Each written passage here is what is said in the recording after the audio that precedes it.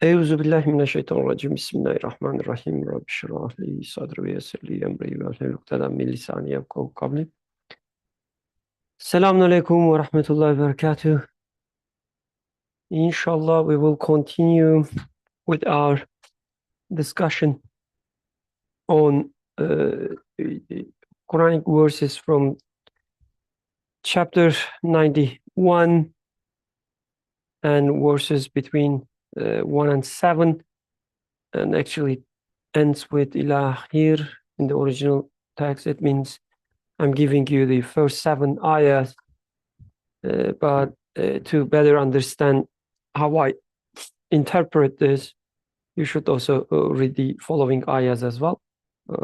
The scholar says, so the ayahs are: in the name of God, the merciful, the compassionate, Bismillahirrahmanirrahim, by the sun and its glorious splendor, by the moon as it follows it, by the day as it shows the sun's glory, by the night as it conceals it, by the firmament and its wonderful structure, by the earth and its wide expanse, by the soul and the order and proportion given it. By the soul and the order and proportion given it.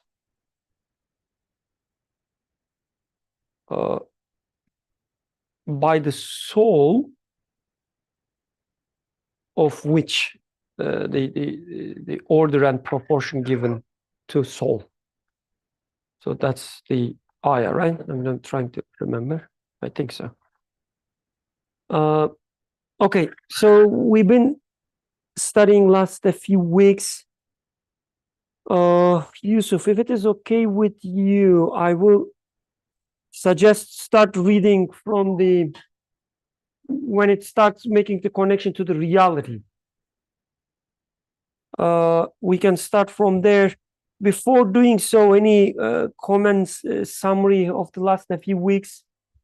Quick ones. Who wants to do a summary while also eating? Oh, you are eating. You want to do? Okay. Anyone else? Ahmed, you want to summary? No? Alhamdulillah. It's like as if I'm offering tea, people, and they say, no, thank you. I'm also already full. Mashallah.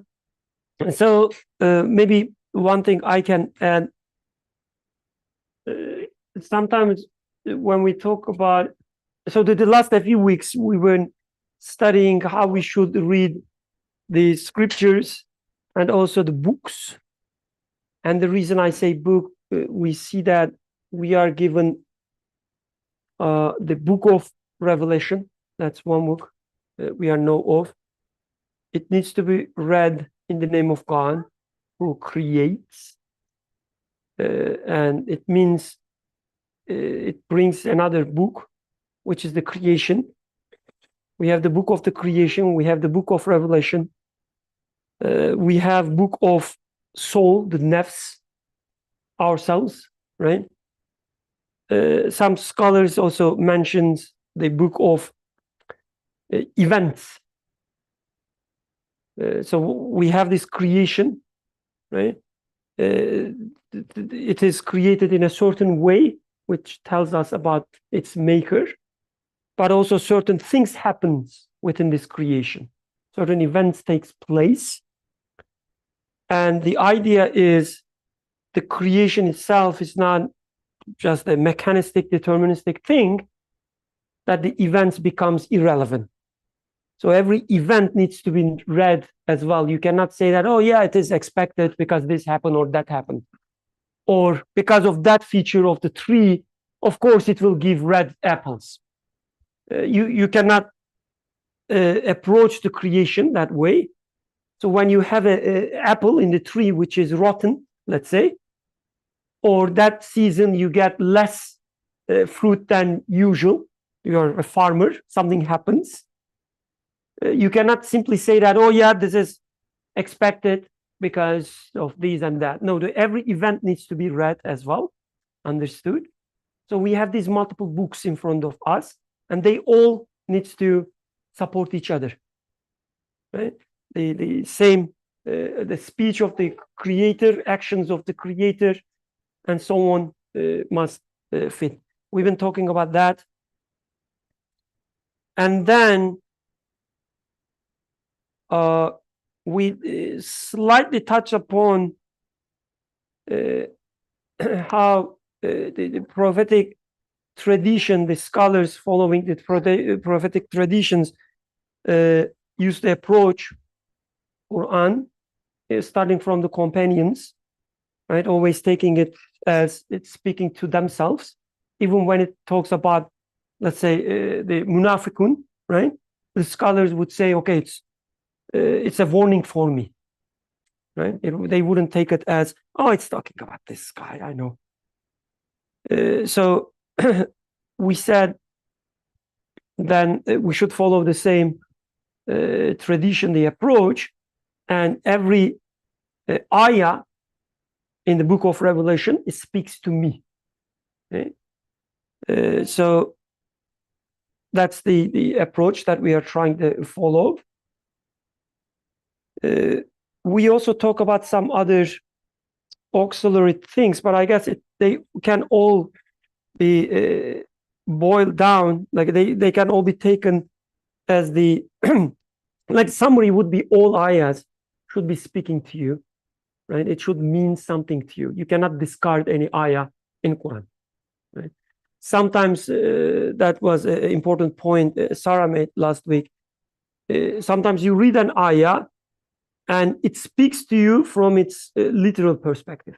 And it does. It says, don't eat pork. And if you are eating pork, you don't eat pork, right? You stop eating pork.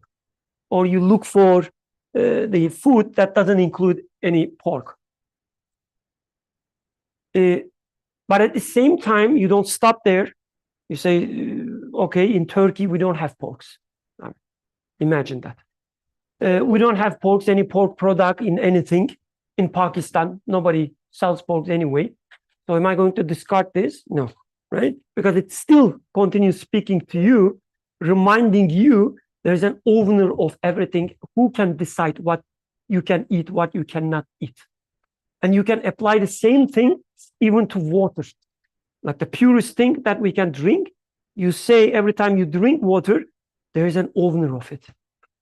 If I drink it in the way that he allows me, I will drink. Otherwise, I shouldn't drink. That it will be your mentality, right? And you will say, okay, I drink it not as a cause of my quenching, but I drink it as a blessing from my creator, right? So the same ayah is still speaking to you. So the idea then it should speak to you. It's the discussions about the literal, metaphoric, and so on and so forth, so synthetic, at least to me, right? The idea is it should speak to you. And that's what I remember, at least the core concepts. So let's continue reading the text, starting from, I will tell you. So there's a story at the beginning. We read it a few times already. So, okay, the story ends here. If you have understood the meaning of the comparison, come and behold its reality. Let's start from here. Who wants to read? Zah is not here, so I cannot make fun of her trying to make her read. Oh. Friend who's listening to this story with me. Oh, yes. Okay. I was actually trying to look for that. Yes. A few paragraphs above. Oh, friend who's listening to this story with me. We will start from there. Not a friend, exclamation mark. You want to read? Okay, just a minute. Oh, what is the page number in the app, Yusuf? 135. Oh, friend who is listening to this story with me. O friend who is listening to this story with me, of course you have understood that the glorious Creator built this palace for the above-mentioned aims. The achievement of these aims is dependent on two things.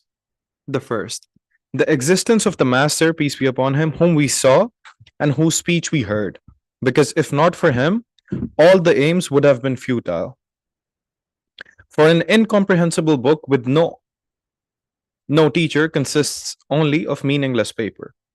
The second is the people listening the master's words and accepting them. That is to say, the master's existence is the cause of the palace's existence, and the people listening to him is the cause of the continuation of the palace's existence. In which case, it may be said that if it had not been for the master, peace be upon him, the glorious king would not have built the palace. And again, it may be said that when the people do not heed the master's instructions, peace be upon him, the palace will of a certainty be transformed and changed. Friend, the story ends here. If you have understood the meaning of the comparison, come and behold its reality. The palace is this world. Its roof is the heavens illuminated with smiling stars, and its floor, the face of the earth, adorned from east to west with multifarious flowers. As for the king, he is the most holy one, the pre eternal and the post eternal monarch, whom all things in the seven heavens and the earth glorify and extol, each with its particular tongue.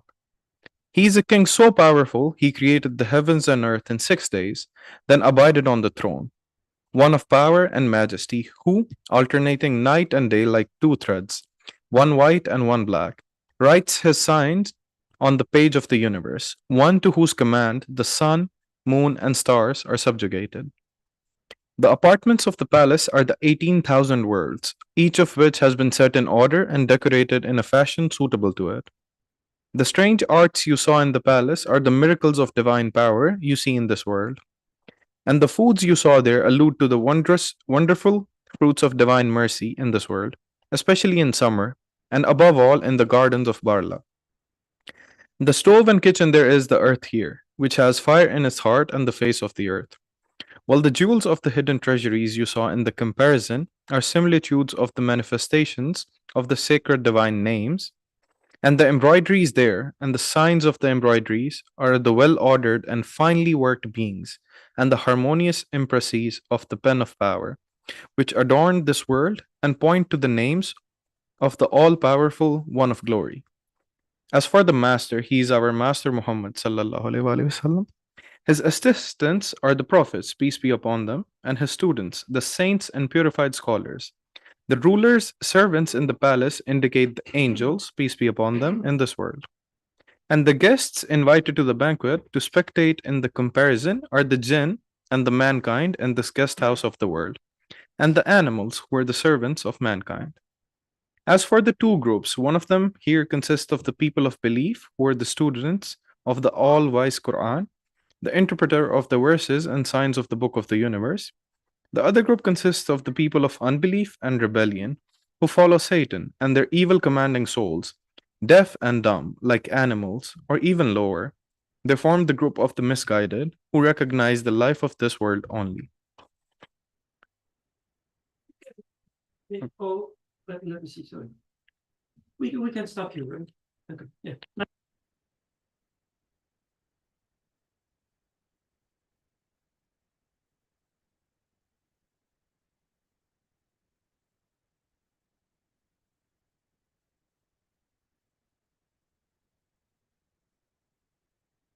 Oh, don't know. Just a reminder that we are studying this text, although we spent some time on the methodology and so on, but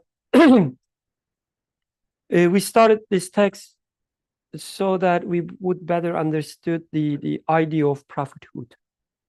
Okay. And inshallah, we can start talking about maybe prophethood today. And the read, like I purposefully use the word prophethood as an idea, as a concept, right? So this is the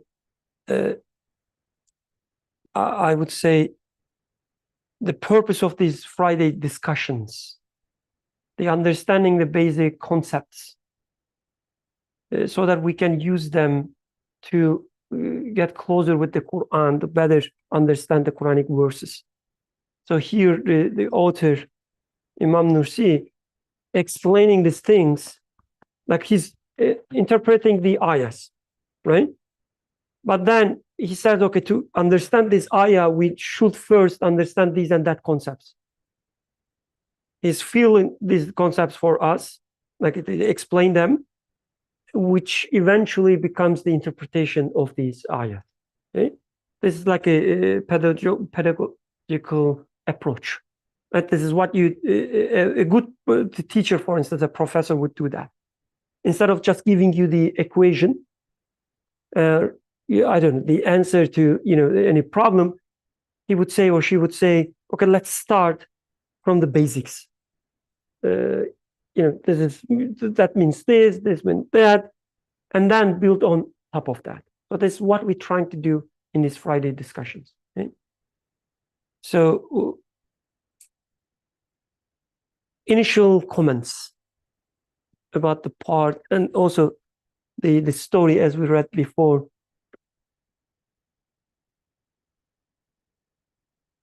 Any quick initial comments? I just have a quick question. So the author refers to 18,000 worlds. Do you know what that is in reference to? Is that something from the Quran, or like, do we know that from the Hadith? Like, this is the first time I'm hearing that the apartments of the palace are the 18,000 worlds, each of which has been set in order and decorated in a fashion suitable to it. And usually, like with the way Imam was, like, he usually references something from either the Quran or somewhere else.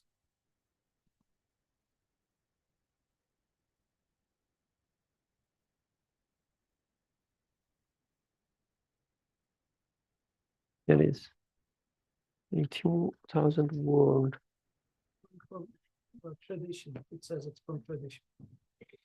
So it's not like direct reference to anything, but it's from tradition, it says. So I don't know about any specific narration. But sometimes, I mean, we can also take it as, for instance, in other parts, he gives some numbers about the type of creatures, like the animals and so on and so forth, which is, for his age, the best knowledge about, the type of animals that we have. So although Yusuf said it's from the tradition, it may mean something specific. I don't know. I'm not aware of. But I take it as different, the realms that we know of. The alam, they probably, what is the original word that he uses? Alam, right? Okay. So when we say Rabbil Alamin, right, yeah. But the number, I wouldn't give much importance to that.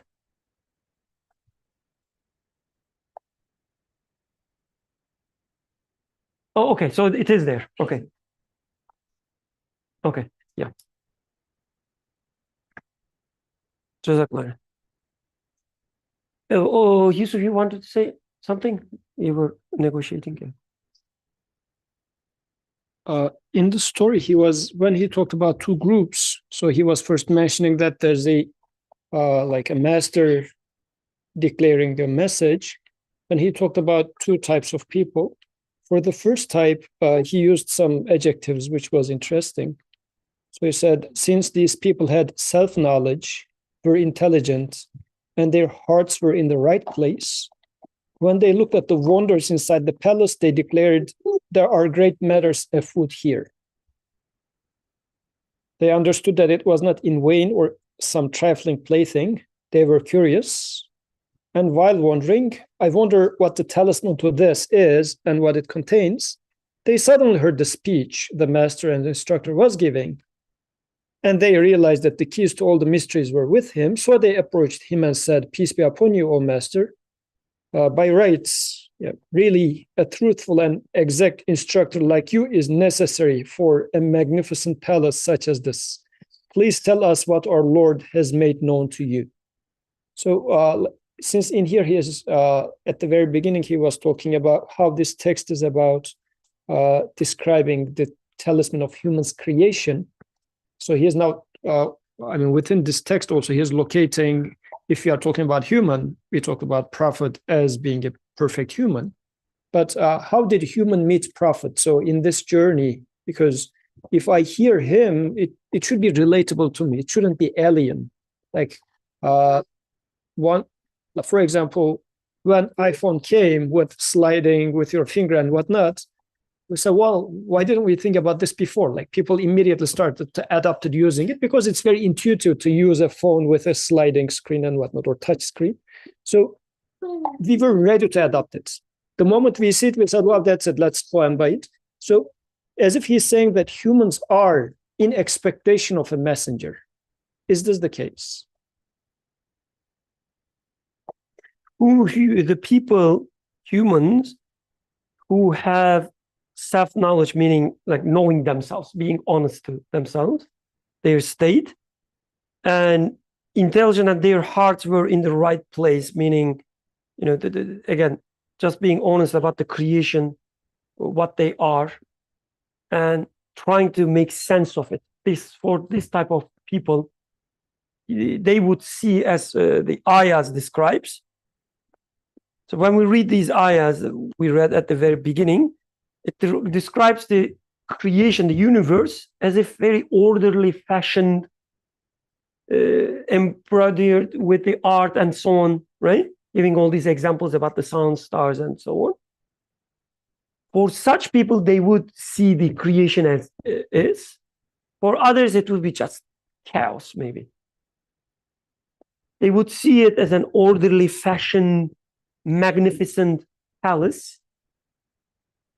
Everywhere they look, they will see these the artworks and try to make sense of it. There must be an explanation of this, they would say. This is what I understand from what you said. And actually, maybe I can quickly read the other half of it. Yeah. So as for the second group, because their minds were corrupted and their hearts extinguished, when they entered the palace, they were defeated by their evil commanding souls and took notice of nothing apart from the delicious foods.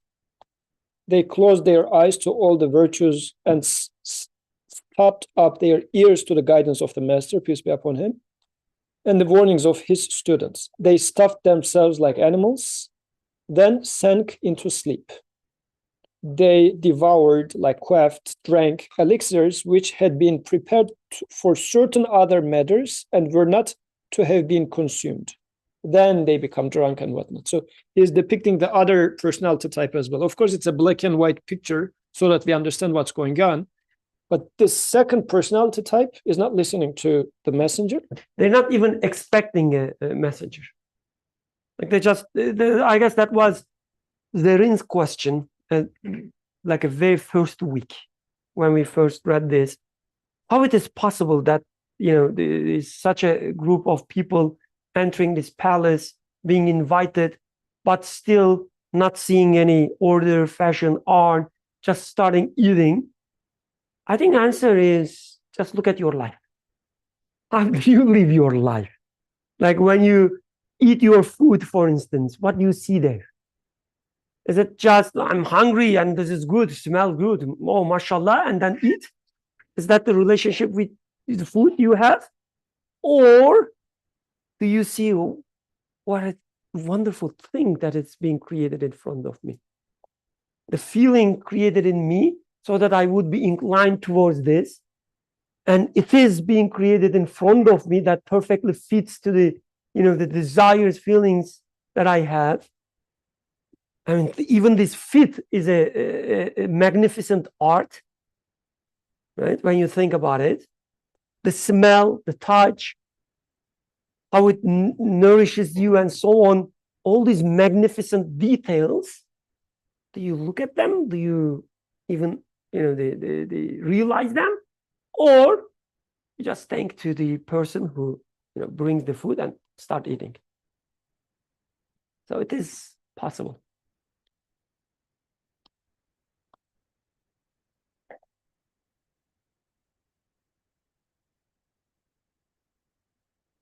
So then, in the light of this comparison, what does he mean? Like, if you are a proper human being, you should be expecting profit. Is that what it means?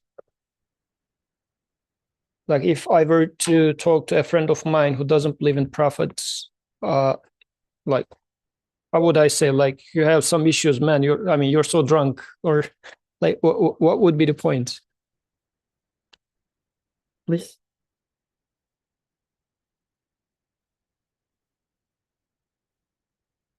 So, I mean, I think we discussed this before, but like, starting with what Brother Burkan was saying, if you're self-aware, you have the self-knowledge, you're like honest with yourself, you believe, you see the universe or the world around you as it's supposed to be seen. It's been like it's created. It's like I'm being provided, I'm being given, I'm like very weak, I'm needy, all of that. And you come to the conclusion that there must be some Lord that is providing this for me. I think the only and if we know like or the conclusion also includes that he's a merciful provider or merciful creator, then the other thing would be like, well, he should have sent me a certain type of guidance to, like, in addition to the creation, like to the book of creation, he should have sent me a certain type of guidance that will teach me how to live this life or how to reach him, even like, to know,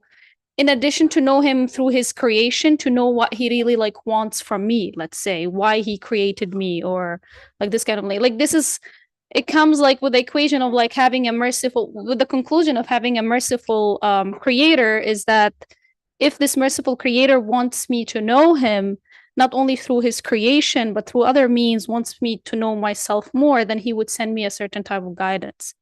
And if this guidance would be like, it should be a language, I don't mean language like Arabic or English, but it should be a language that me as a human being understands, and that would be like, the speech words.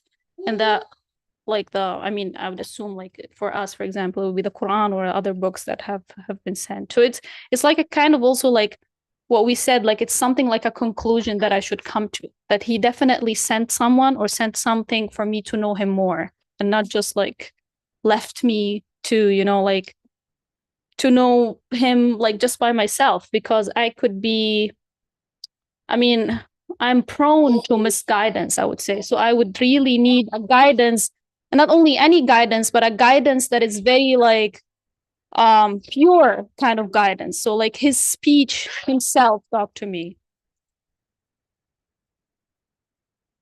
Yeah, that's what I. Exactly. Yeah. Sorry, that's a game with like with her that we play at home. So she's trying to trigger me. So yeah, Jazakallah. Like even if we don't go as specific as you did, like realizing that there's a creator, realizing that he's a merciful, and so on and so forth. Just by looking at the creation and just being honest that, okay, I can make sense of certain things, but I still cannot understand what is this about, right?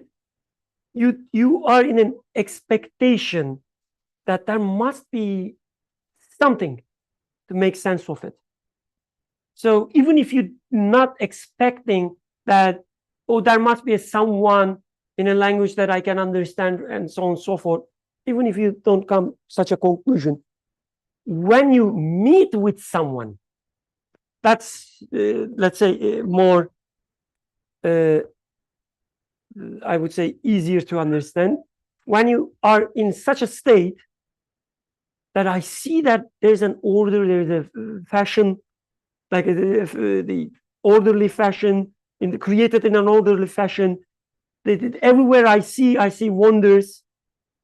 And then somebody comes and says, I'm coming from the one who created this thing in such a fashion, and he wants you to understand this and that. Somebody comes with such a message, and you would say, okay, yeah, that makes sense. Let me listen to you.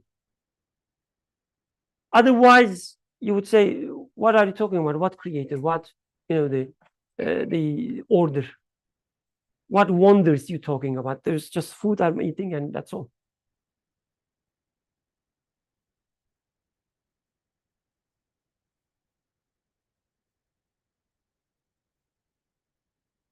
So I think thinking about it in that, like, if it's self-knowledge, if I come to the realization that, okay, there is a creator, all of this is happening from a creator, I feel like the first conclusion I would get to would be like expecting guidance, but I don't think I would think of a mediator between me and the creator. Like I would expect like, okay, he created me and I expect direct communication from him, like tell me what to do.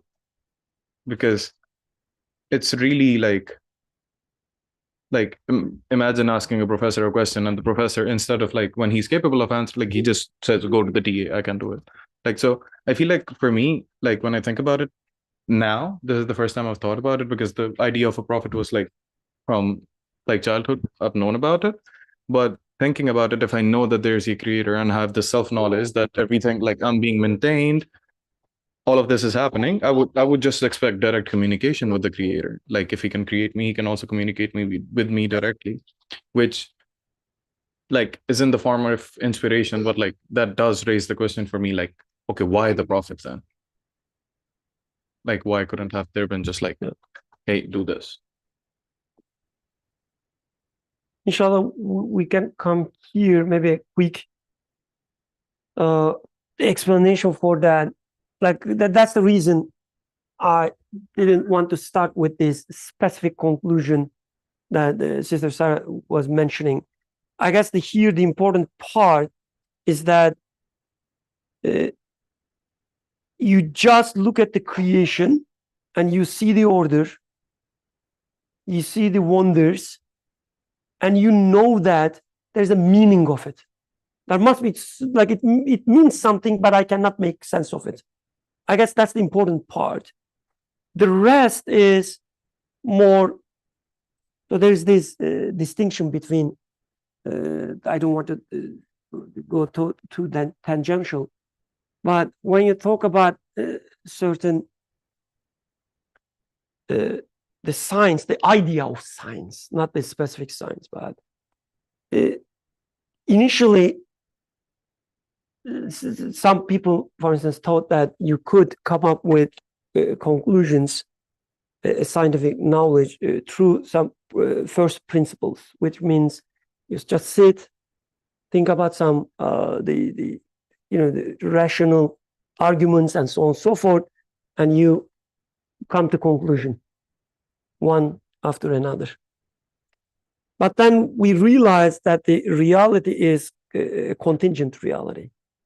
Right? You have to do experimentation because yes, there's an order, but the order you see is contingent upon a choice. There's a will behind every creation. It happens in a certain way that you cannot know by just thinking. You have to go observe and see how the order is. That's the reason we do experimentation. So the same way, we shouldn't take it as, like when we talk about the creator, prophet, and so on and so forth. You just sit, look at the creation, study the creation, and you come to the conclusion there must be a creator, he must be the merciful, he must be this, he must be that, and then he must be sent this prophet, that type of revelation, and so on and so forth. It doesn't work that way. You just come to certain conclusions by reading the creation, which puts you in a certain state, certain expectations. And then the rest is kind of contingent again. You come up with a guy who claims that he brings message from the creator. Then you check with your expectations. Does it make sense or not? You look at the message. Does it make sense or not? Does it fit to your expectations or not? Otherwise, it's not that the people, the companions of the prophet, were sitting there and saying that, oh, there must be such and such revelation in Arabic language by someone at this age, and so on and so forth. There was no such thing. They were expecting a prophet because of the previous traditions, that's for sure, right? But aside from that, if prophet was from another, let's say, nation, for instance, they would probably still accept it. They wouldn't say that, oh, no, it must be in Arabic language. That was what I was expecting. The expectations are not about this specific contingent things. The expectation is that there must be an explanation of all these. Somebody or something should explain to me in a way that I can understand. That's the expectation. And then on top of that, other things come together. So prophet, it's all, but there are other dimensions as well, though. As we studied, like you say, there must be an explanation. Whoever is making this, if you come to the conclusion that it is being created in front of me, it doesn't happen by itself, right? If you come to such a conclusion, then you can realize that everything in you as well being created, as Aya is pointing out, the soul, right? Just like everything outside is created in an orderly fashion, everything about you also created in an orderly fashion. Then you come to such a conclusion that everything about me also being created. So whoever is creating this in front of me, also creating these ideas, the feelings, or whatever in me. So you can take it from your perspective, for instance, as a speech, but then, as we studied before, you still don't have this, the clarity. You still don't know the answers. You accept that, yes, everything about me also being created, and you can call it as a speech, quote unquote, but you still don't have the clarity there. You're still looking for a clear answer to your questions. Hence, the idea, and you look at the other people as well, you see that there's something that you call as the inspiration. There's some degrees. He's clearer than me, that clearer than him, and so on and so forth. So you say, there must be a reference point that I can rely on. Where is this reference point? I might be going off of like a completely wrong path, but the way I was thinking about it, like you said, like, oh, once you look at these things and you say there must be a creator, like in that way, like if you take a bee for an example, bee, a bee, honeybee, okay. you know, it's born. We just ate beef. it's born, and it has direct instructions. It knows what to do. So like if I go off of that chain of thought, I would be like, okay, you know what, like if I was born and I knew what to do, that would be direct communication from Allah. Like, does the bee need a prophet? It's a creation, but maybe it doesn't need a prophet. Of course, there's a distinction between humans and like animals, but yeah, like yeah. Yes. And thank you for the example of bee, as it's also exemplified like in Quran as well, like bees and ants. So in creation, our brother Birkan's intro was beautiful in the sense that when I look at bees, there's this queen bee. Or when I look at the ants, then there is some sort of, I don't know what they call it, queen or something. In the creation, creator creating creatures in different levels for a reason, for a wisdom in there. And practically it applies to humanity as well. Not every human is the same.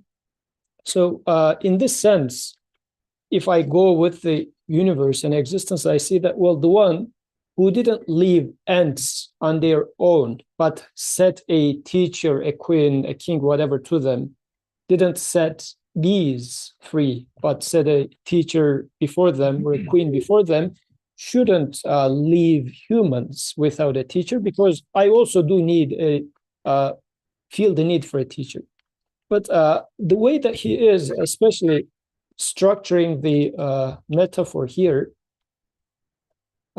so I do realize my neediness for guidance, and I'm expecting for this guidance to come from somewhere. But then when somebody stands up and says that I received the guidance and here's what I hear, then in this case, I wouldn't challenge saying that, no, he has to talk to me. I would say, well, let me see what you are saying. So once I hear and I see the qualities of this person, I say that, well, I mean, remarkably, this person is way better than what I am, who I am. So I do see the point that why he was chosen as an example for me, because I am a person who learns by demonstration. So this way of instruction to me is, practically speaking, working for me, like by instruction. So in this case, if I go with like observing the existence in both ways now. Like you can observe animal kingdom, so I get something from there. But also practically speaking, I was looking for guidance, and I would be happy if he would directly talk to me in this case. But then seeing him, comparing myself, I say, oh yes, this person is way more worthy to be talked. And then comes the answer that you gave. My creator also talks to me, but under the, if you like, teacherhood of this person, I learn how to listen to my creator. So there's then this distinction. So in this case, I can ask the question, what is the wisdom behind this? Why it is happening like this and not the other way around? But I think this is very, what did you say for the sign? Contingent? So I guess in this sense, it makes sense.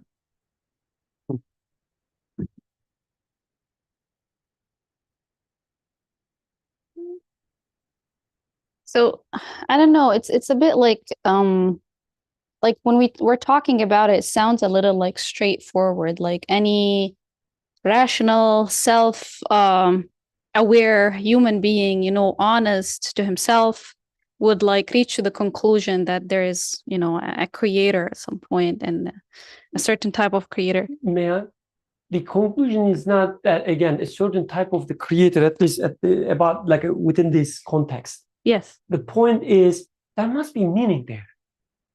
There's an order, and I cannot make sense of it. And it's wonderful, and there must be a meaning of it. That's the state of any honest person would come, according to, yeah.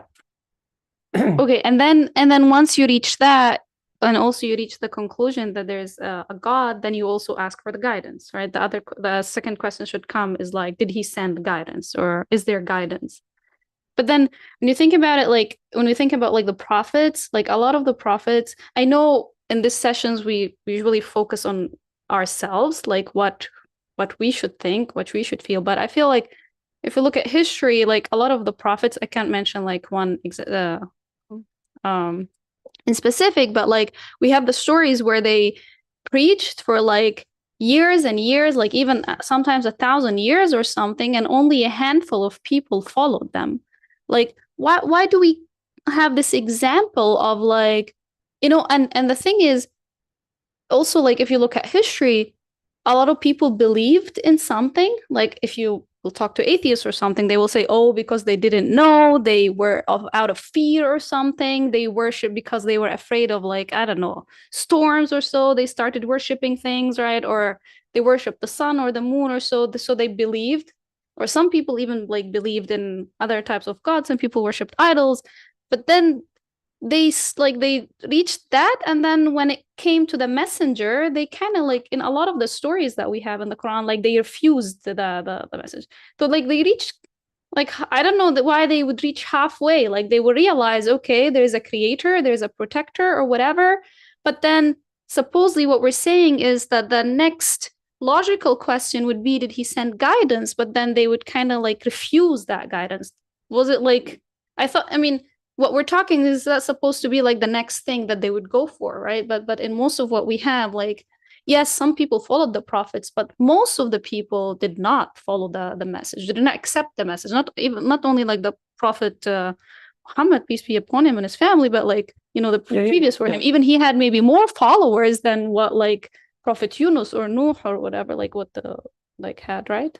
Yeah. So that's my question. Like, doesn't sound like in the Quran, when it's brought up, the idea of prophethood doesn't sound like this is the normal, well, not normal, but the logical thing that we people would go for or ask for, you know, or follow after recognizing that there's a creator, or acknowledging that there's a creator. Yeah. Alhamdulillah. No, that's a great point. And these stories that you mentioned in the Quran, they are very beautifully actually answer this question. But I like to hear other comments about that. Yeah, please. I think to comment, maybe one way to think about why God would not communicate to each and every one of us individually would be, I think it kind of defeats the purpose, where if God was to reveal himself to each and every one of us, then we would all accept the message, right? It's evidence, it's direct evidence. Then there's no need to learn anything, or there's no test that's been talking about. It's the answer's in front of you. And that's what the day of judgment is going to be for. So to give us evidence, and then it's our job, or it's our responsibility, you can even say, to find the truth then, which is given to that one person. And prophets every time were always on the right path because they directly communicated. Just Anyone else? So what I remember from these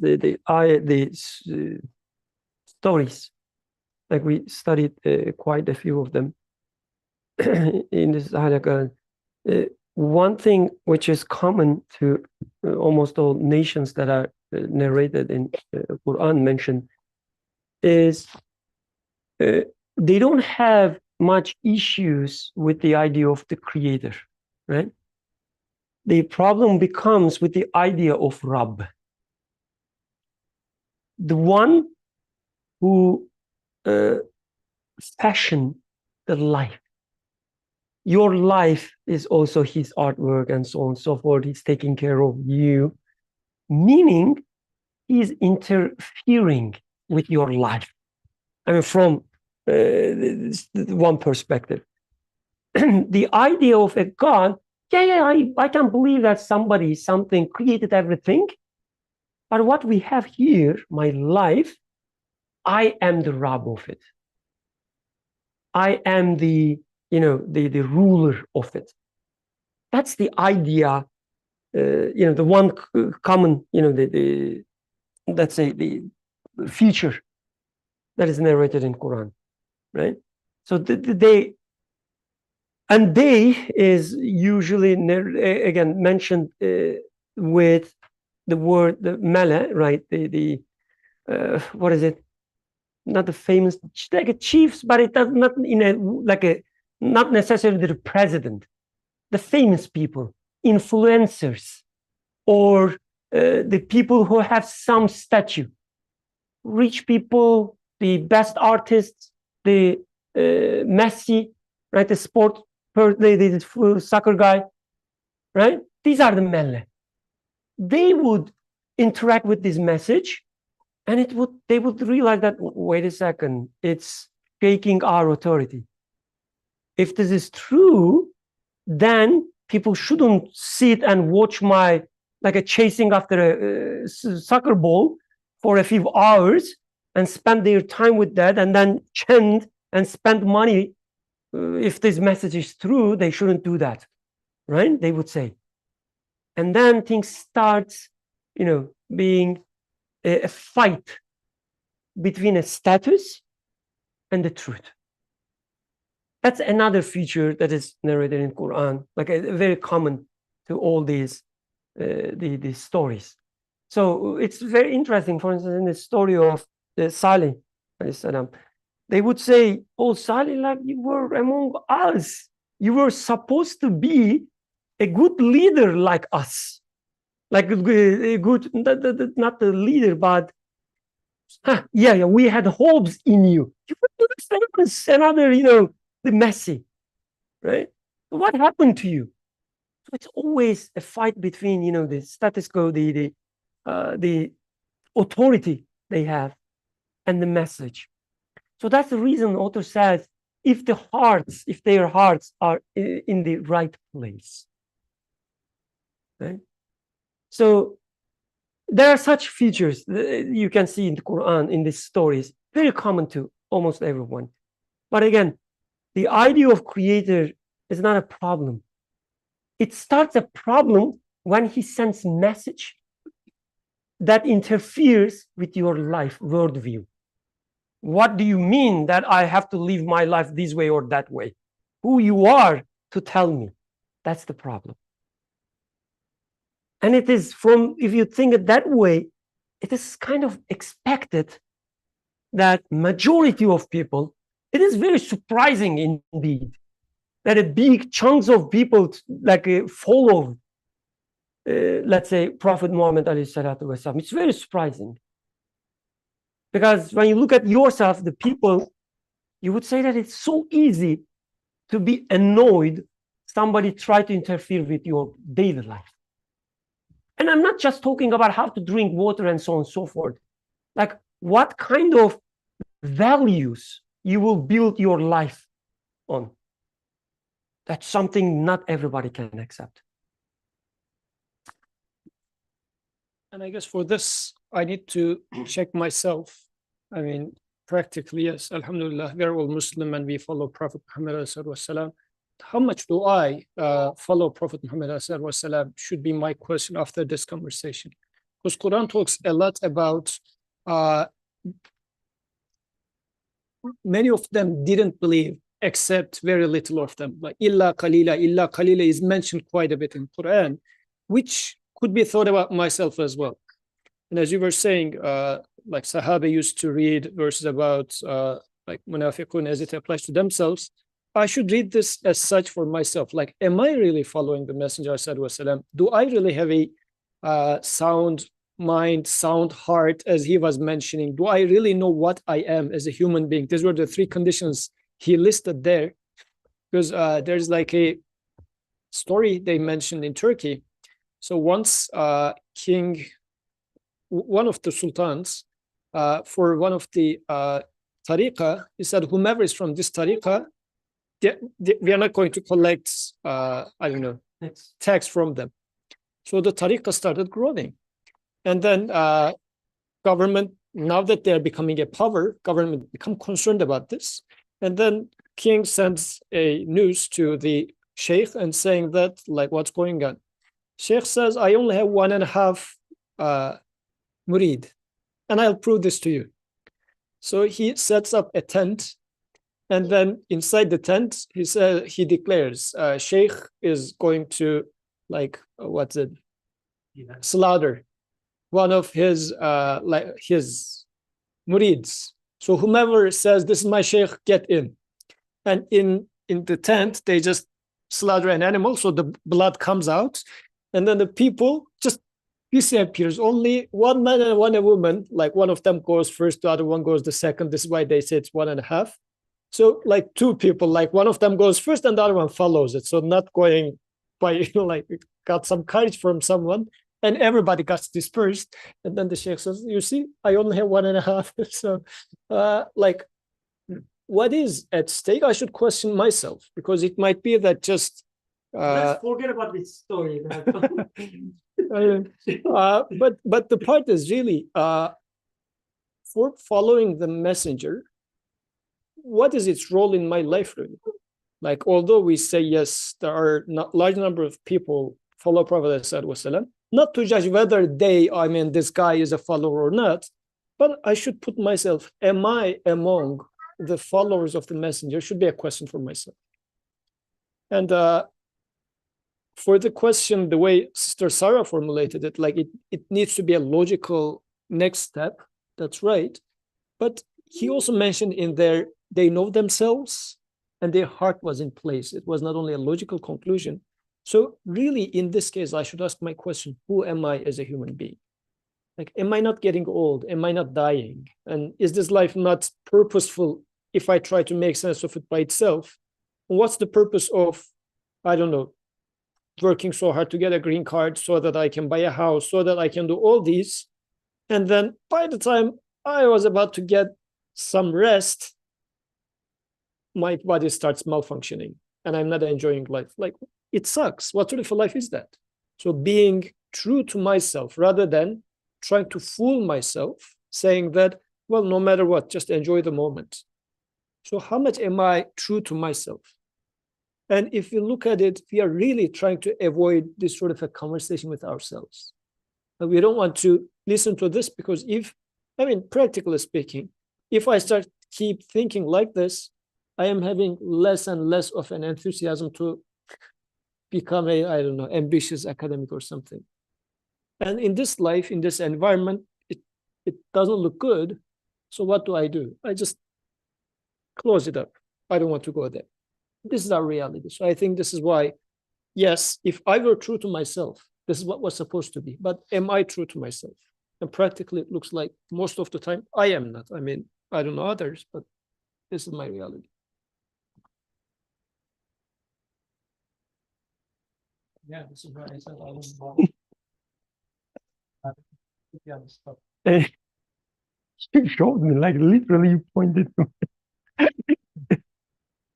Any comments, any questions?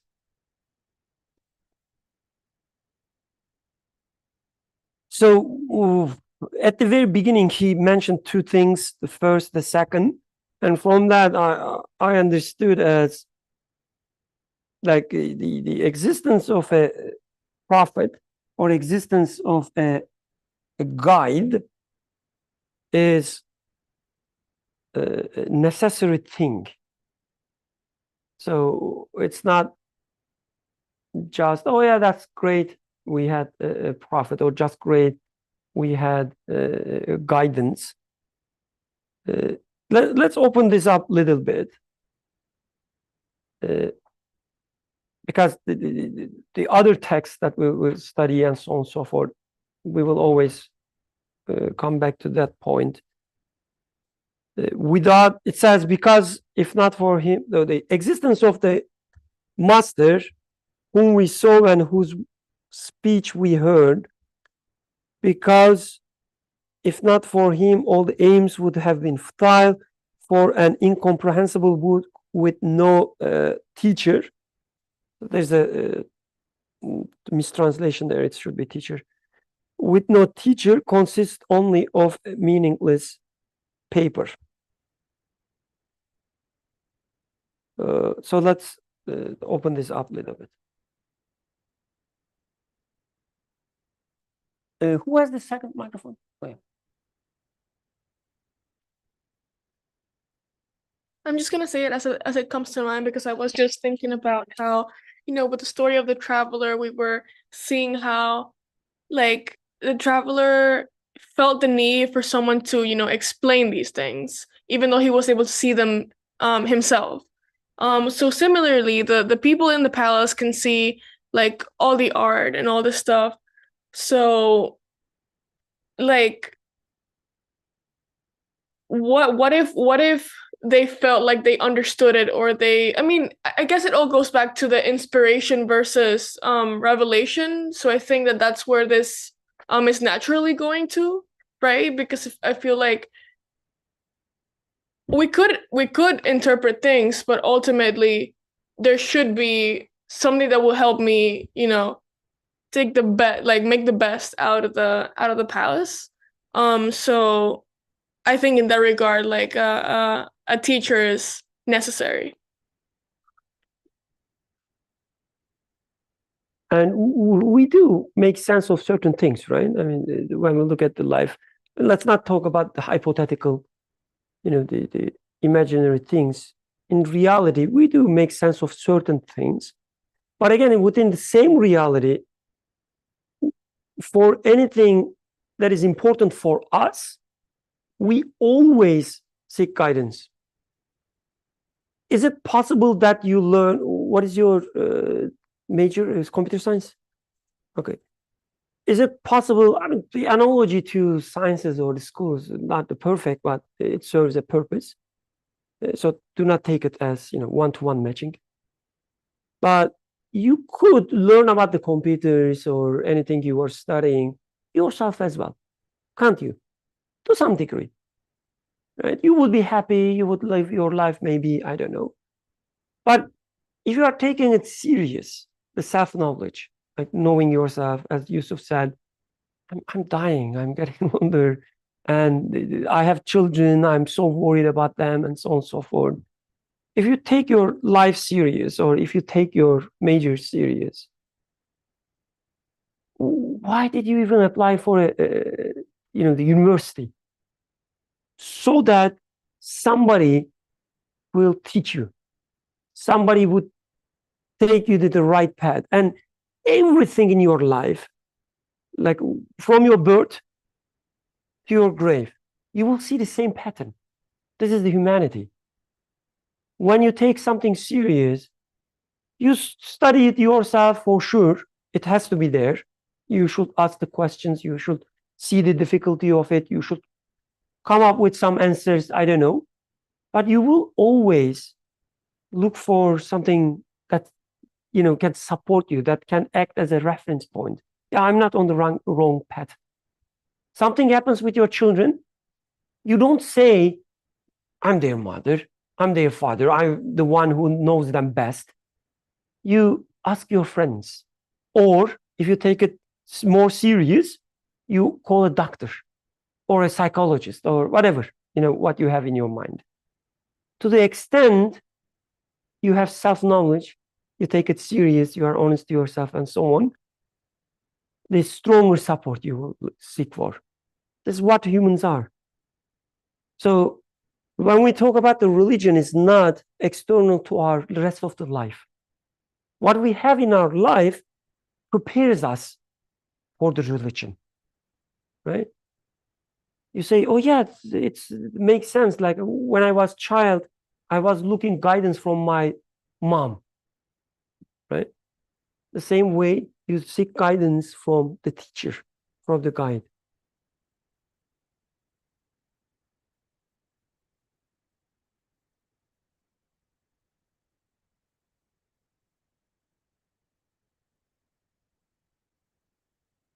But how about like the author is talking, the point I want to highlight, so hard.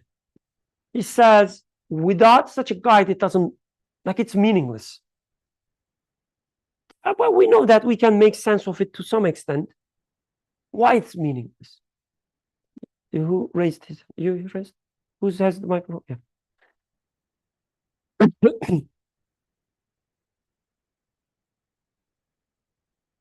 I was thinking about a different question, but please go on with your question. like in here, in the story, he mentioned this teacher is referring to Prophet Muhammad والسلام, and saying that like without Prophet and his message, the creation of this universe would be meaningless and pointless, because there is a message being written in the universe with the words of power, like the book. Universe is a book to express some meaning. The book is written. If the teacher was not to be sent with the message, so we cannot distinguish the two, like they have to be mentioned both together. If the teacher didn't come with a message which explains the universe, the life, then the life itself would have been meaningless and pointless. So, and then he takes the second part, says, if the moment you stop listening to the messenger, then the purpose of existence become pointless, and then you're deserved to be annihilated. So these are the two legs. But the part that is a little unclear to me is Prophet ﷺ came in 600, year 600 or like 570 and whatnot. So what does he mean by that? Like, is he really talking about a historical sequence, or what does he mean in general when he refers the messenger in here? Is he specifically talking about the person Muhammad ﷺ, or does he mean something beyond that? Because if it is historically, then up until 507 was the world meaningless? I mean, no, not. So why is he specifically putting an emphasis on Prophet Muhammad ﷺ in this case? And I think this might give us some hint about his understanding of Prophet Muhammad ﷺ.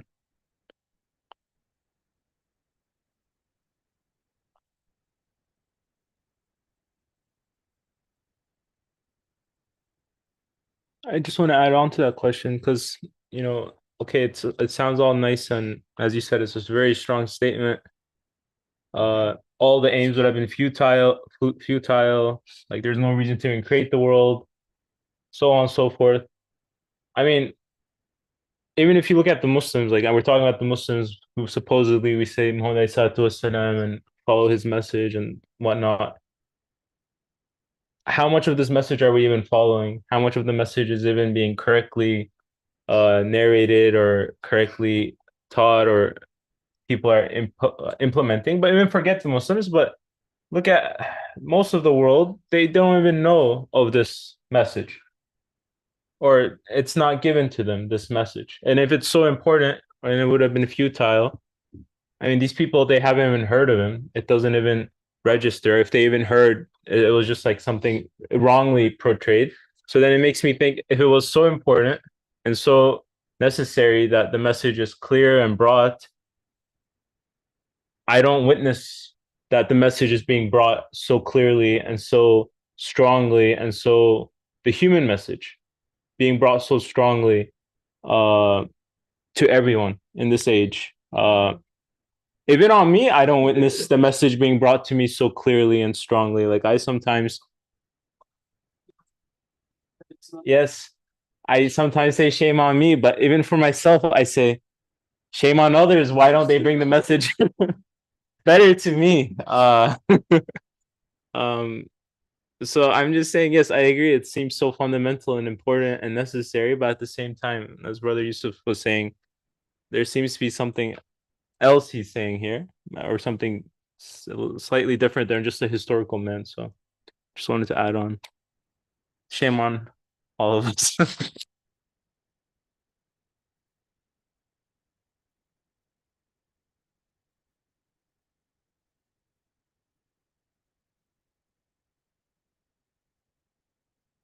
So I'm just going to say what my understanding is, what the author means. Like I went back to the first metaphor that the author used, where he said that the king appointed a supreme commander to make known the purposes of the palace and the meaning of its contents.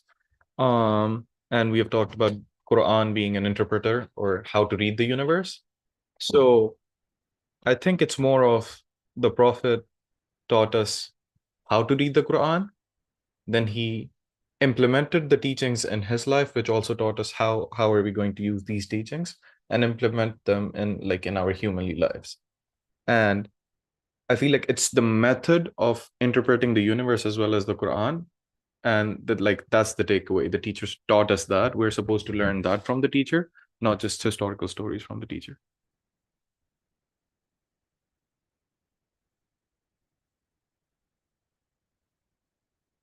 Just to open up this, and you mean that this the way of reading the universe, which is summarized in Quran, reading the universe in the name of the Creator.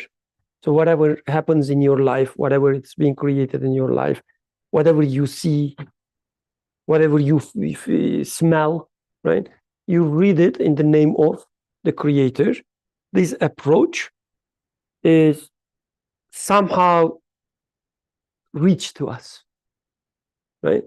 So the question is why it's not why it is reached to us this way or that way and so on and so forth. It is we have access to this approach, right? So that means, it's like, this is what I understand from what you said, or correct me if I'm just putting words on your mind, in your mouth, that it's reached to us. We learn this, or we are learning this at least, and that means the guidance reached to us as well. We are guided. We have access one way or another. Could it be different way? I don't know. But one way or another, this prophetic teaching reaches us. Okay, so this way it saves it from this historical boundary.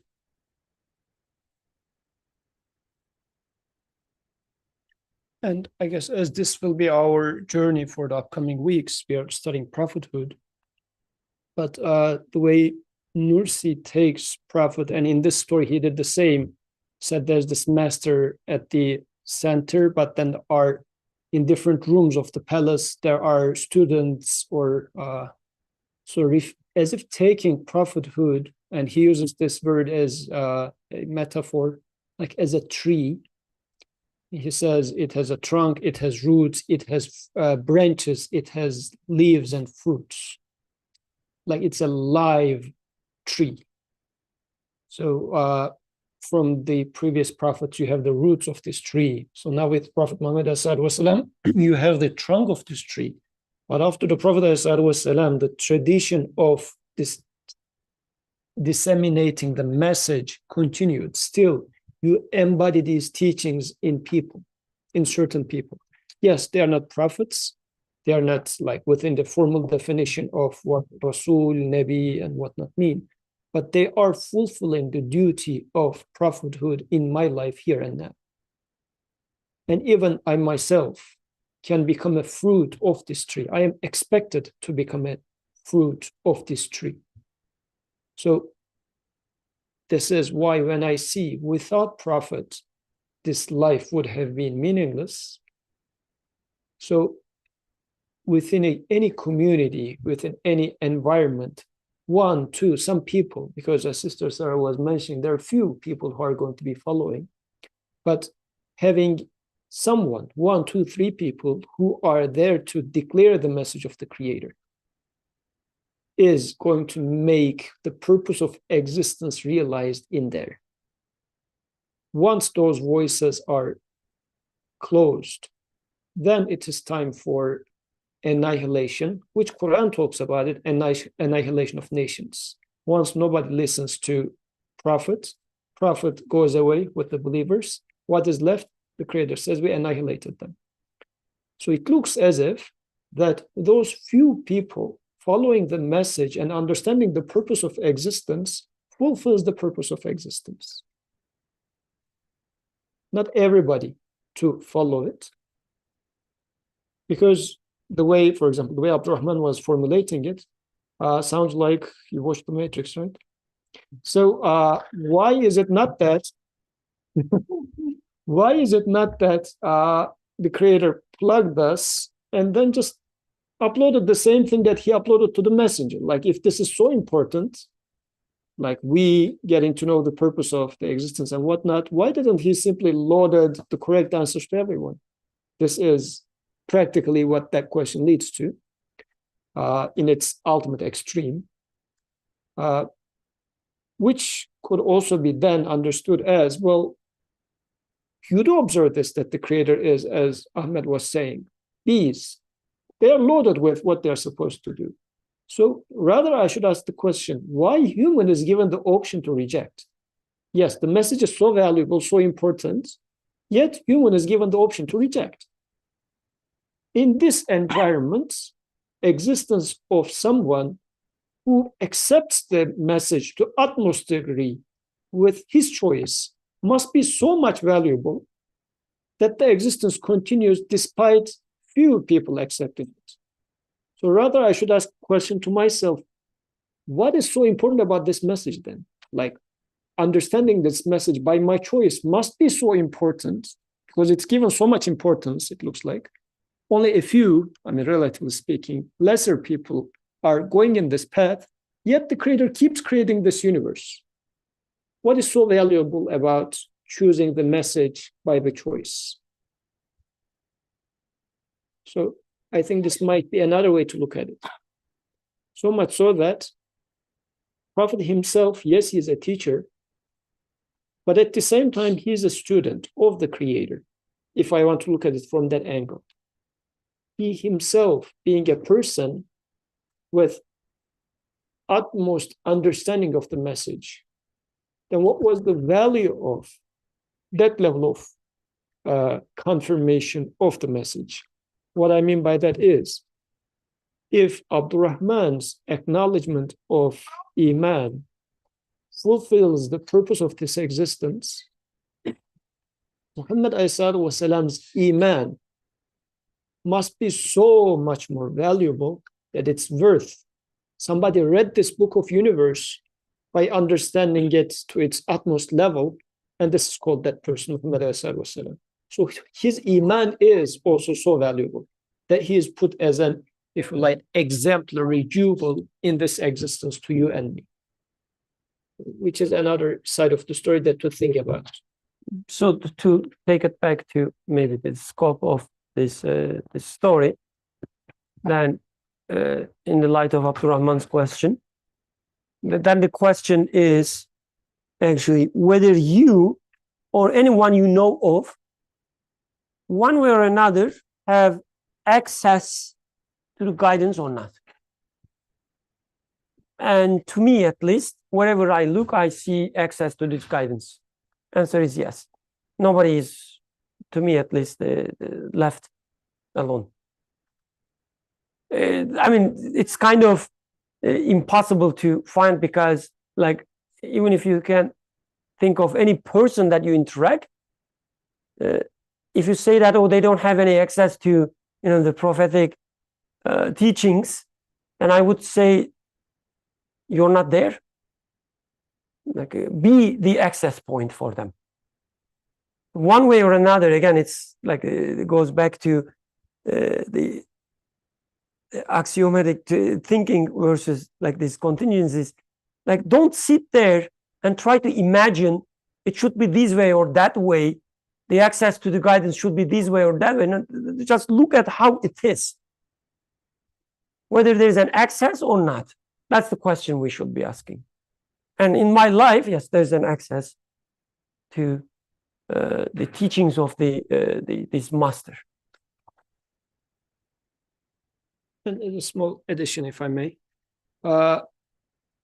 Since human is given this choice, even if messenger was next to certain people, still they are allowed to reject, which happened. Like, message is so important. The best teacher is there, still the guy is rejecting. So it's not about only people not having access to it. Even when they had access, they had the luxury or the option to reject. So many people rejected prophets when prophets were among them. Kadir was raising hand. You didn't? I saw it, Kadir. I think there's still a little bit that makes me uneasy. I don't know. Now that Abdurrahman pointed out, brought up that question, I don't know if I'm totally satisfied with the answer, because I, like, especially with this story, right? Like, there's two groups of people that have good hearts and people that have bad hearts. So what about the billions of people that are dying every day that never had access to the message in any way?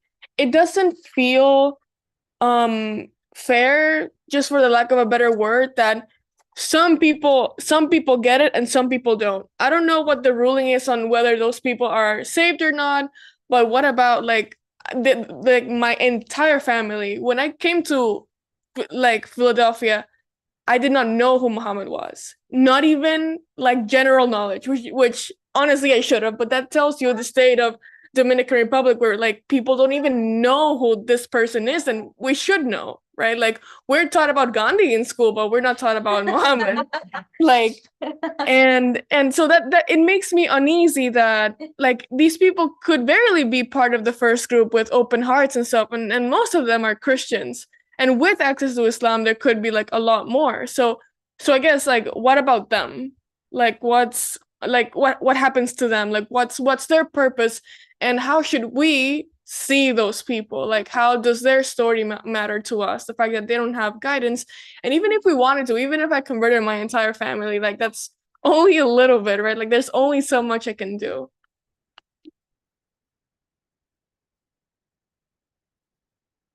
You have a comment? Okay.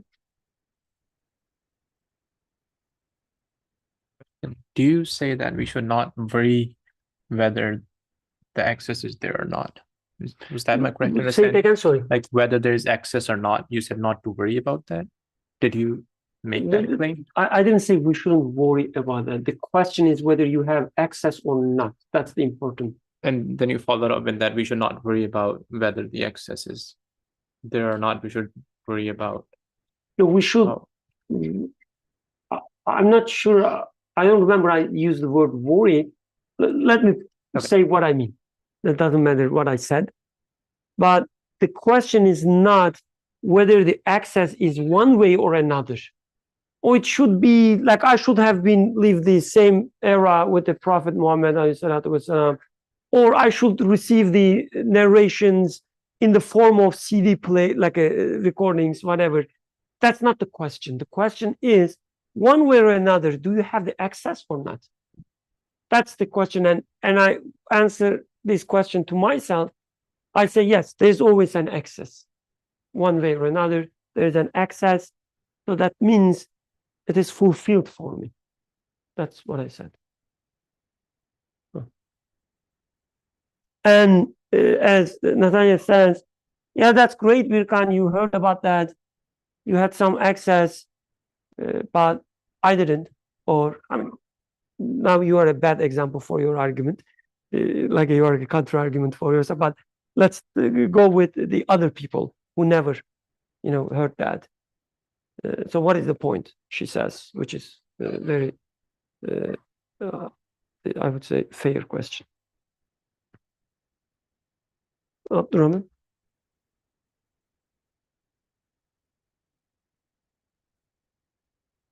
Not as an answer to her, I'll leave that for someone else. But just to add on, That's what I would expect. Like, it's not destructive enough. Let's make it more. no, I'm not going to be destructive. In my opinion, I'm going to be constructive. I'm going to say, I think, like, because I was wondering about the emphasis Nursi is saying there's two groups, and before they even enter the palace, one of them is already corrupted and their heart is extinguished. The other one knows himself, has self-knowledge. I mean, I think there Nursi is, I guess, painting a picture of how much responsibility we have. Like, it's easy for me to say, yeah, the Prophet doesn't exist in my time. The Hadiths are this. The Quran is like this. I don't know Arabic. So many things. I'm just like, take away all this responsibility. But first of all, do I have self-knowledge? Am I reading? Am I being honest with myself? I mean, that's the initial step. Like, I can't escape that initial responsibility I have. Maybe I'm extinguishing my heart. Whatever extinguishing my heart means, like, there is something I'm doing that's killing some message. I'm not reading something correctly. So I guess just being constructive, I'm saying, first look at yourself, the first step. Am I taking that responsibility? And like, just to add on there, like, sure, I have access to the message supposedly from birth, like my family and stuff. But again, that responsibility of my individual self, if I'm not taking that seriously, then that message, it's dead to me. I mean, and that's how I feel. The message is dead to me. But as Brother Khan was saying, if I am honest and I search for the message, I'm like, yeah, there are sources. I mean, there's sources like Nursi and other sources which definitely come before me. So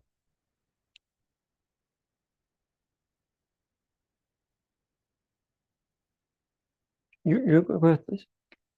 So I guess maybe we can talk about this from two angles, or multiple angles, but one that comes to my mind is how Quran is describing us of humanity, with the first human being a prophet, like as if saying that I will never leave you without a messenger one way or another. Like the idea of message is going to be there in one way or another. But then, of course, we come fast forward. Then Quran talks about Isa alayhi salam.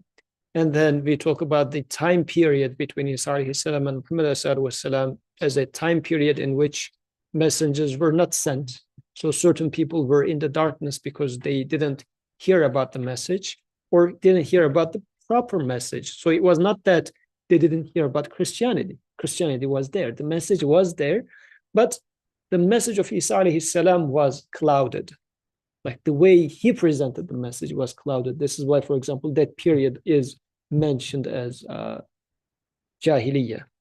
So this is why, as Quran is explaining, if we do not send messenger to someone, we are not going to hold them accountable. Is being mentioned in there. The Creator saying that, I mean, check yourself. Do you expect that your maker is going to hold you accountable, like for a topic that he didn't teach you in class? Like, I teach data structures, but I ask operating systems. Doesn't make sense. So the wisdom of the existence says that is not going to be the case. So from that end, I guess, if this is what we mean, then it shouldn't be the case.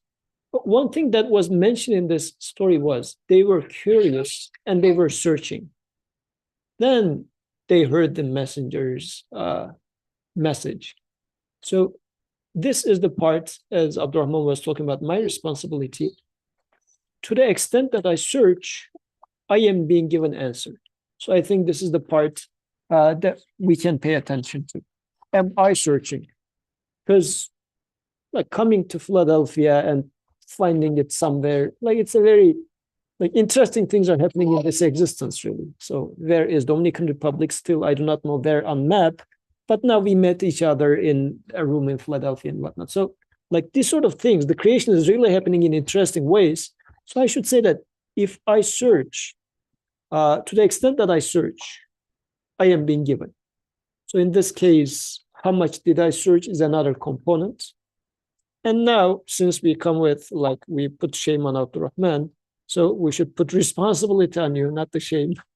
But to the extent that I realize the importance of this message, how it's enlightening me, and I realize that I can plug into this tree and become a fruit of this tree, so that every tree has a seed in it, then you're going to become a tree wherever you fell.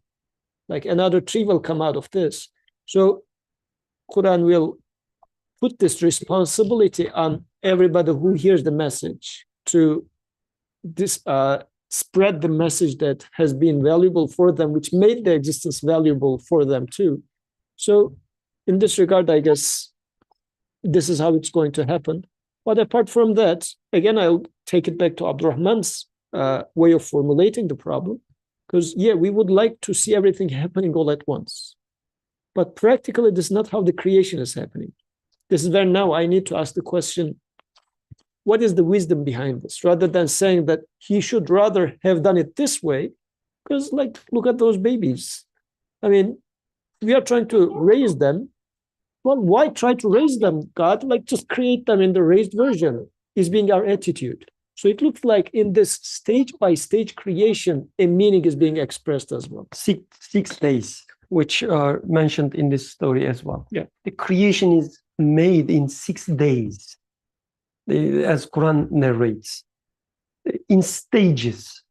Otherwise, it doesn't mean that, okay, Monday he started, oh, let me do the Venus and then the Mars, and then, oh, I forgot the moon. Okay, I will put it in the 6th day. It means in stages, the progress you will see everywhere you look. And this also means that, like, consider Umar radiallahu anhu's life, since he's an extreme example, like living a very dark life at the beginning, but then getting known with the truth and then becoming another extreme light. You would say that this creation is also an artful creation of the creator. Like he was needed to see the bottom in one sense, and then become one of the best of the companions. So this is one type of creation, which is beautiful. Then there was Muhammad والسلام, which in his life never made a sin. So it's another perfect example in there. So all of these are manifestations of creator in different ways. So I should say what is meant in there, what is meant with me. So this is another way to look at it. And maybe one tiny thing in Quranic the message, there's no such thing as Abrahamic religions. There's only religion of Abraham. It's one thing. From beginning to end, there's only one religion, one tradition, and people try to, to connect to this, the religion from one place to another place, and so on and so forth. So that should be on the background always. So in Quran, there is no distinctions, these are that kind of people, these are that kind of people, and so on and so on. There's one religion. To the extent you are close to that religion, the true form of it, whatever it is, you should, that's your responsibility. To the extent you are close to the true form of that religion, the names, like when people, the companions of the Prophet, ﷺ, when they use the something like Muslim, for instance, it was not a label. It's not a category. Like, I'm a Turkish, I'm a Pakistani, I'm a Muslim. It's not the same way. The Muslim is the action. So it's your the active label, if you can take it. You are a Muslim to the extent you are doing Islamet, you are doing the submission. Those who submit to the message through message are the ones who are acting this way, are the ones that Quran calls as Muslim. Otherwise, it's not a label of a group of people. We are Muslim, they are Christians, they are whatever. This is a sociological made-up separation. That's one thing. I'm not talking about a fiqh perspective. I'm not saying that what is the ruling about them? I don't know. Like, I mean, I have some, the readings that I had, but it's scholarly work that we are not at least focusing here, right? So we are focusing on other type of scholarly work, which is basics of the Iman. So from that perspective, there is no reason to make such separations. The question is whether the people are trying to get closer to this true form of the religion or not, whether they are seeking for it or not, right? It's not whether they are Christians, whether they are in this active form of submission to this true religion or not. That's the question.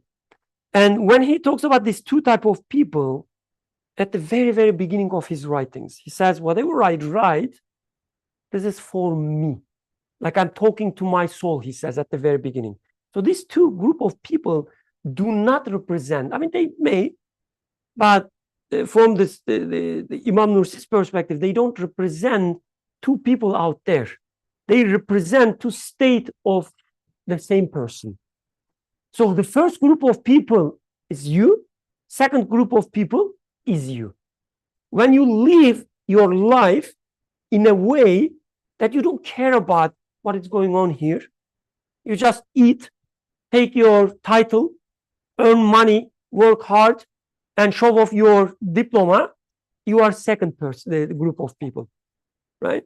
On that moments of your life. And I'm sure you can find many of these moments. Same with me as well. Yeah. And then there are other moments of your life, which you can categorize as the first group of people.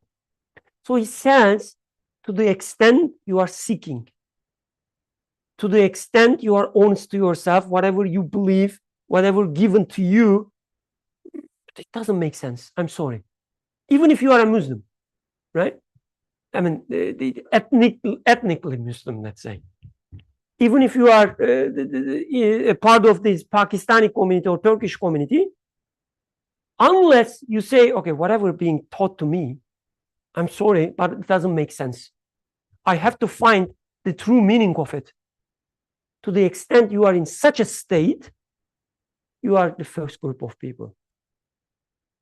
Otherwise, you're just following your father's or what is the other word? Anyway, it doesn't matter. Ancestors, the teachings. You are not following the Creator's teaching. You are following your ancestors' teaching. You can become the second group of, like a type of second group of people, even if you are raised and born in Turkey. Depends on what you are seeking for. I've been here in the US several times throughout my life. When I was a little bit younger, I'm still young, but a little bit younger, I was looking for some other stuff, right? And in Turkey, people would say it's a really like a Muslim country, whatever. When I was living there, I was looking for something else. The specification doesn't matter. Like I will not give you details. But I was looking for something else. And that's what I found my entire life, what I was looking for, always in Turkey. And then I came to America, US, for some other reasons. I was looking for something else. And I found exactly that. The people I lived with was part of what I was looking for. Not I chose them, but I was looking for something like a specific thing in me. And what is being created, in front of me was the exact, the mirror image of that. I lived my life in this way. I found that what I was looking for. And then something happened. I started, having some doubts and so on and so forth. I started looking for something else. And the last time I came here, I found myself in a completely different environment than before. And it was a perfect match with what I was looking for. So if somebody tells me, but Birkan, I'm sorry, but how about these, again, hypothetical people who cannot find what they are looking for? I would say, I don't have such an experience. Like all my evidence tells me very decisively, not only about me, like for me, it's so strong. And also with my friends, everyone I know. In history, I see the same pattern. What you are looking for is what you live. Like what you will find is what you are looking for. It's always that way. And I say that this is the perfect wisdom. This is the most fair thing. Whatever you look for, you will find it. Tomorrow's discussion topic. Yes, inshallah. Ask and I will respond. Yes. The creator says, No, I thought you were saying that we are out of time, so well, we are out of time. Thank you. Yeah, exactly. Tomorrow we will study in this third session, either by these people, a few of them, or if they cannot, we will do it. Don't worry. The third session, we will exactly answer this question. Like, if you ask, he will give you.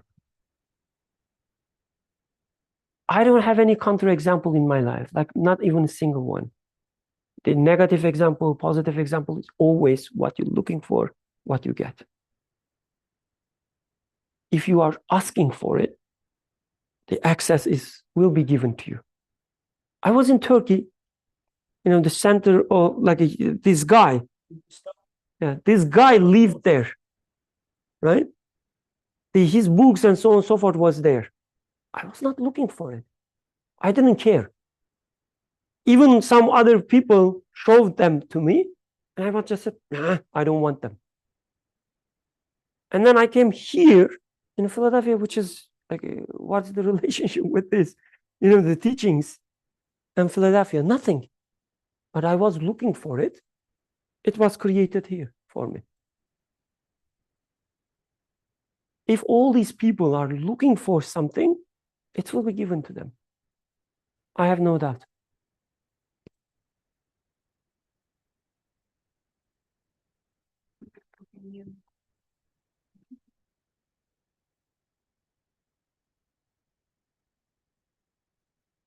Okay, we are out of time.